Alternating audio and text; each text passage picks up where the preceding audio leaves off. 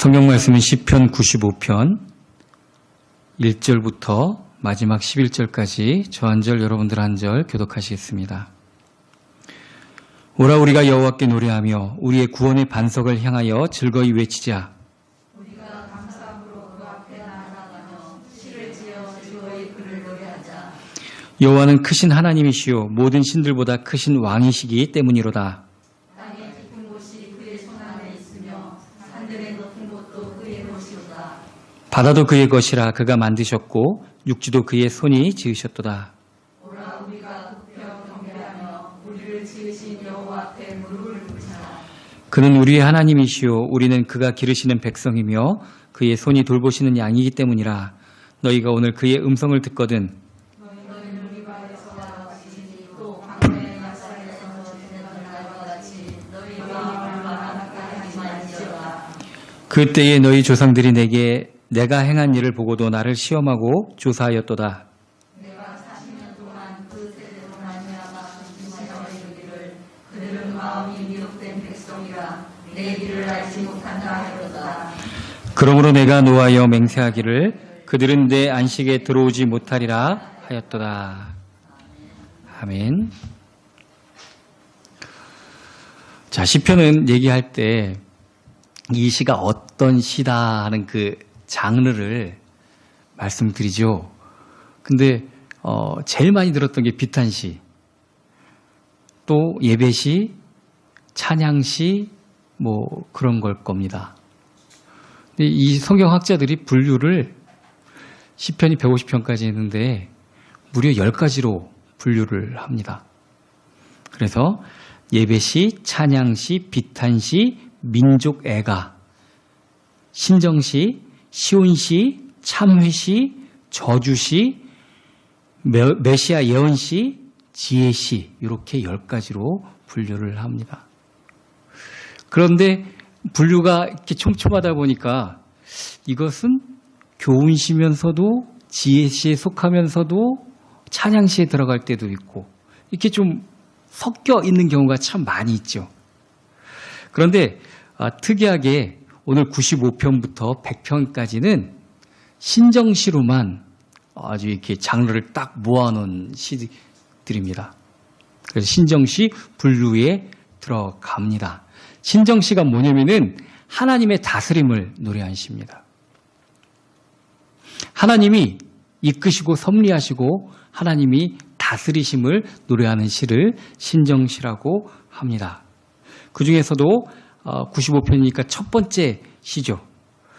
이 시를 95편을 누가 지었는가? 이 본 시편에서는 이 제시가 되지 않고 있습니다. 그런데 다른 성경에서는 이 시가 다윗의 시임을 얘기하기도 합니다. 그게 어디서 나오냐면은 신약 히브리서에서 나옵니다. 히브리서 4장 7절에 보면은 다윗의 노래에 이르기를 하면서 여기 7절을 그대로 인용하십니다. 그는 우리의 하나님이시오 우리는 그가 기르시는 백성이며 그의 손이 돌보시는 양이기 때문이라 하는 그 대목을 히브리서에서 인용을 하는데 앞부분에 뭐라고 얘기하냐면은 다윗의 노래에 이르기를 하고 다윗의 시로 얘기를 합니다.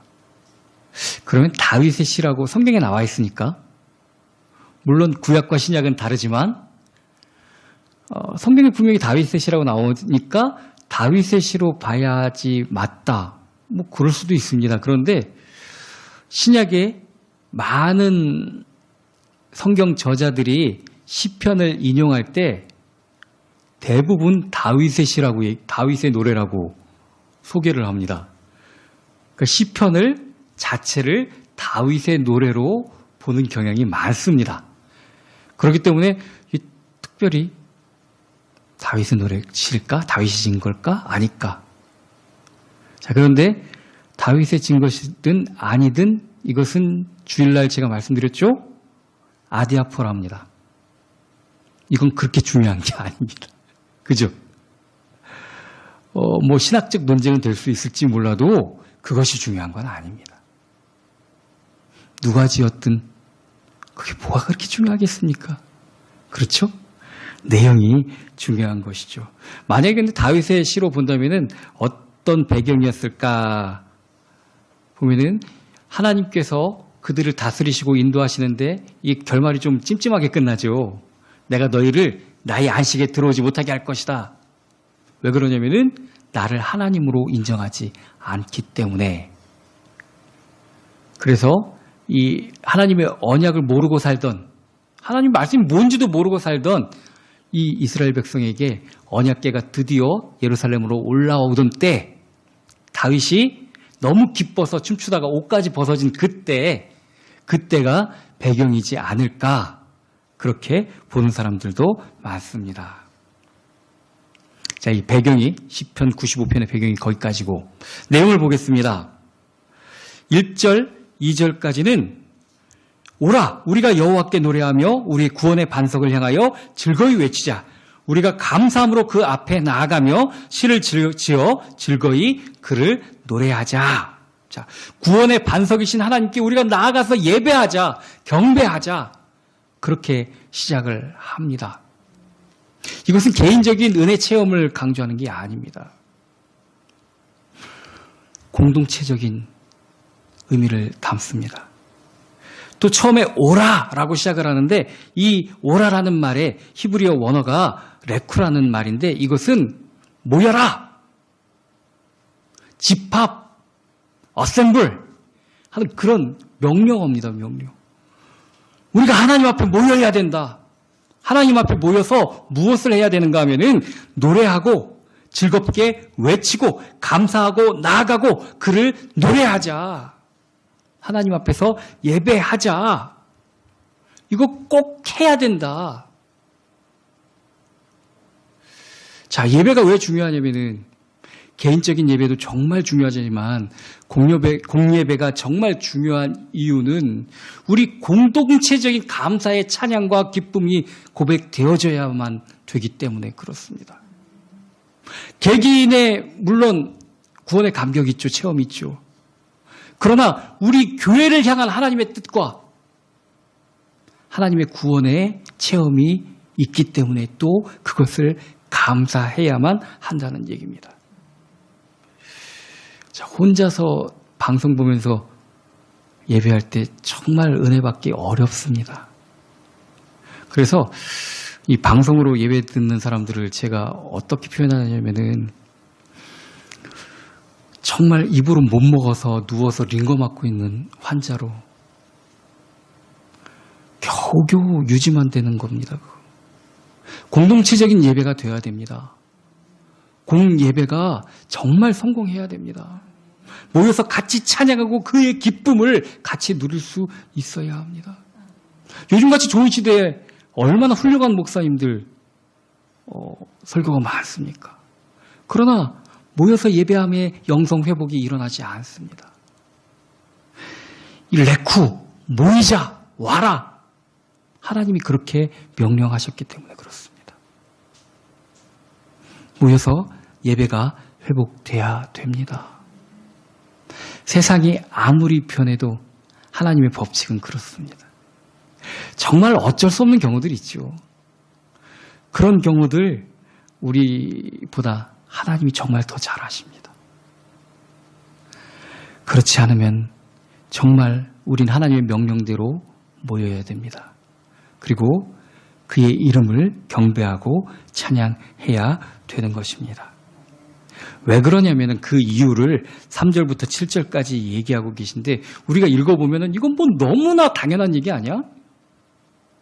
이건 뭐 정말 뭐 굳이 성경에 또 따로 안 써놔도 될 텐데 뭐 이렇게 당연한 얘기를 또 해놨을까? 할 정도의 그런 얘기들을 하고 있습니다. 왜 우리가 모여야 되는가? 3절 여호와는 크신 하나님이시요 모든 신들보다 크신 왕이기 때문이로다. 땅의 깊은 곳이 그의 손안에 있으며 산들의 높은 곳도 그의 것이로다. 바다도 그의 것이라 그가 만드셨고 육지도 그의 손으로 지으셨도다. 오라 우리가 굽혀 경배하며 우리를 지으신 여호와 앞에 무릎을 꿇자. 그는 우리의 하나님이시요 우리는 그가 기르시는 백성이며 그의 손이 돌보시는 양이기 때문이로다. 너무 당연하죠. 너무 당연합니다. 근데 이게 안 되고 있기 때문에 그렇습니다. 내가 겪고 있는 모든 일이 하나님과는 상관없는 일처럼 우리 겪고 있습니다. 내가 힘들고 어려운 일, 그것 때문에 머리 빠지게 근심하고 걱정하면서 하나님 앞에 나오지 않습니다. 땅이 깊은 것도 하나님의 것이고 산의 높은 것도 하나님의 것이고 바다도 하나님께서 창조하셨고 하나님이 못하실 것이 없고 관여 안 하시는 것이 없는데 하나님이 하나님의 자리가 없으니까 우리가 예배와 경배가 제대로 되어지지 않는다는 겁니다. 뒤집어서 보면 그렇죠. 너무나 당연한 것을 우리가 온전히 행하지 않고 있기 때문이라는 겁니다. 새벽에 계속 예레미야서를 갖다가 나가고 있는데 정말 설교하기가 곤욕스러울 정도로 똑같은 얘기가 계속 반복입니다. 계속. 니들이 나를 떠나서 이렇게 벌받고 이렇게 벌받고 이렇게 벌받고 이렇게 안 되고 이렇게 안 되고 제가 오늘 새벽 예배 때 기도하다가 정말 신명기에서 그리심산의 축복만 얘기해줘도 되지 않겠습니까? 하나님이 그 안에 있고 하나님의 뜻을 따라가는 자들의 축복과 그 평안함과 안락함만 얘기해줘도 되지 않겠습니까? 좋은 것만 얘기해주면 저절로 가지겠죠. 굳이 왜 에발산의 저주를 갖다가 얘기할 필요가 있겠습니까? 그런데 예레미야서는 처음부터 끝까지 너무나 에발산의 저주만 얘기를 합니다.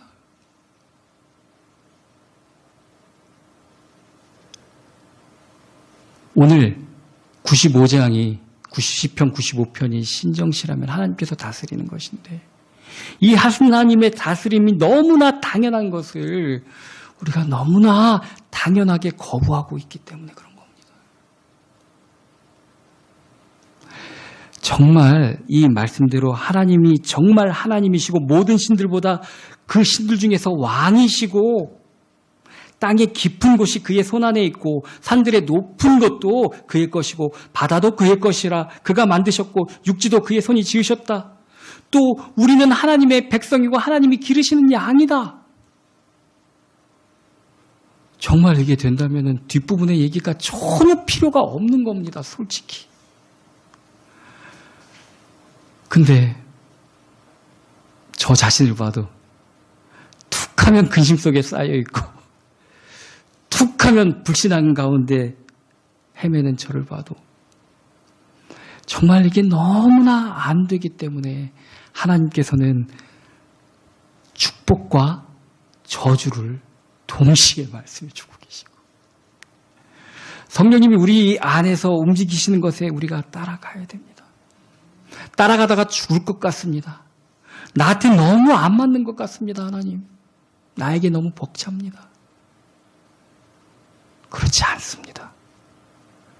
나를 지으신 하나님은 오늘 본문에서처럼 나보다 나를 더 잘 아십니다. 죽을 일 없습니다. 우리 망할 일 없습니다. 하나님을 따라가면 되는 것입니다. 그것에 대한 예를 갖다가 무리바 사건으로 얘기해 주고 있습니다. 8절부터 11절까지 말씀입니다. 무리바 사건이 성경에 3번 언급이 됩니다. 출애굽기 17장에서는 역사적 서술로 그 사건을 얘기를 합니다. 이스라엘 자손이 이 무리바 가에 왔는데 가데스 바네아를 지나서 이 십광야에 이 무리바까지 왔는데 물이 없습니다. 정말 사람이 배고픈 건 40일까지 참을 수 있지만 물은 3일 정도밖에 물 없이는 못 산답니다. 그러니까 백성들이 다 죽겠다고 난리를 쳤습니다. 모세가 하나님께 정말 좀 짜증 섞인 기도를 하시고 이 백성이 우리를 돌로 이제 치게 생겼습니다. 주님 어떻게 좀 해결해 주십시오. 그랬더니 반석을 치라고 얘기를 합니다. 그래서 반석을 침해 물이 나왔다는 것으로만 출애굽기 17장 1절에서 7절은 기록하고 있습니다. 그리고 그 무리바라는 얘기는 다툼이라는 뜻인데 하나님과 저들이 다투었다라는 뜻으로 무리바라고 이름을 했습니다. 또 오늘 보면은 무리바에서와 같이 또 광야인 마사에서 같이 마치 두 곳에서 일어난 사건 같이 얘기하지만 성경에 보면은 무리바 또는 마사라고 얘기합니다. 같은 지명입니다. 여기가. 민수기서 20장 10절에서도 이 무리바 얘기가 나오는데 여기서는 모세의 실수 장면이 적나라하게 나옵니다. 반석을 쳐서 물을 내라고 하나님 말씀하셨는데 이 모세와 아론은 특히 모세는 백성들에 대하여 모세와 아론이 회중을 그 반석 앞에 모으고 모세가 그들에게 이르되 반역한 너희여 들으라 우리가 너희를 위하여 물을 내리라 하면서 쳤습니다. 하나님의 역사는 나타났습니다. 그러나 그 일을 하나님이 뭐라고 표현했는가 하면은 맨 마지막 기록이 신명기 32장 51절인데 무리바 물가에서 내게 범죄하여 내 거룩함을 이스라엘 자손 중에 나타내지 아니한 까닭으로 너는 가나안 땅에 들어가지 못할 것이다. 같은 사건을 세 단계로 나눠서 얘기를 합니다. 모든 교회에게 동등하게 적용되는 원리입니다. 95편이 하나님의 다스림을 얘기하는 것인데 교회 안에서도 가르치는 자와 또 말씀을 듣는 자의 그 정확한 정말 그 태도들에 대해서 하나님께서 얘기하고 있는데 이 출애굽기 17장 1절부터 7절에서 보면은 백성들은 하나님을 믿지 않습니다. 모세의 뒷배경이 하나님인 줄 압니다. 그래서 모세를 닥달하면은 해결될 줄 압니다. 하나님 앞에 구할 줄 모릅니다. 하나님 앞에 아뢰짓기도 않습니다. 하나님을 신뢰하지도 않습니다. 안 되면 모세 책임이니까 모세를 갖다 두들겨 패면 되겠지. 이런 생각만 가지고 있습니다. 하나님이 이스라엘 백성에게 직접 나타나시려고 하셨습니다. 그랬더니 이스라엘 백성들은 뭐라고 그러냐면은 우리가 죽을까오니 우리에게 나타나지 마시고 모세에게 말씀하시옵소서. 우리가 모세를 통해서 듣겠나이다. 하나님을 믿는 신앙이 없습니다. 앞부분에서 얘기한 4절부터 7절까지의 하나님이 하나님 되심을 믿지 않습니다. 그렇기 때문에 모세랑 다툰 것을 하나님과 다퉜다고 표현을 하고 있습니다. 또 모세에 대해서는 그가 왜 광야 40년을 보내고 가나안 땅에 들어가려고 하는지 그 삶의 목적을 잃어버린 모세에 대한 하나님의 책망이 나타나는 겁니다. 내가 옳고 그름은 솔직히 별로 중요하지 않습니다. 목회자에게 중요한 거 아닙니다. 그거 중요한 거 아닙니다. 나를 통하여서 하나님의 영광만 나타나야 되는 것입니다. 어떤 목회자들은 자신의 의로움을 갖다 나타내려고 그렇게 선한 척, 그런 척, 원래 선하신 분도 있지만, 근데 너무 단위의 목회자가 또 하나님의 영광을 받으면 어떡합니까? 그죠? 목회자는 정말 예수님을 태운 나귀가 되어야 됩니다. 그리고 예수님을 향해 짖는 양치는 개가 되어야 됩니다. 내가 너희들을 위해서 물을 내랴? 그 한마디가 40년 목회의 길을 갔던 모세를 가나안 땅에 못 들어가게 만들어낸 겁니다. 그래서 정말 내가 화가 나고 내가 정말 억울한데 나 그런 사람 아닌데 이거 별로 필요 없습니다. 어떻게든 주님을 똑바로 소개시켜주고 주님의 영광을 나타내면 됩니다. 이건 목사가 가장 그래야 되고 복음을 증거해야 될 여러분들도 똑같습니다. 나를 통하여서 복음이 전파돼야 되기 때문에 그렇습니다. 내가 옳은 것, 내가 정의로운 것 이거 별로 필요 없습니다. 어떻게 되든지 사도 바울처럼 나는 죽어야겠고 그리스도가 살아야 되는 것. 우리의 인생이 내 영광을 나타내는 것이 아니라 하나님의 영광을 나타내야 되는 목적이 있기 때문에 그렇습니다. 그래서 이 95편의 무리바 예시가 나온 것은 정말 하나님의 말씀이 이 깊이를 나타내주고 있는 것과 마찬가지입니다. 우리의 삶의 목적이 어디에 두고 있는가?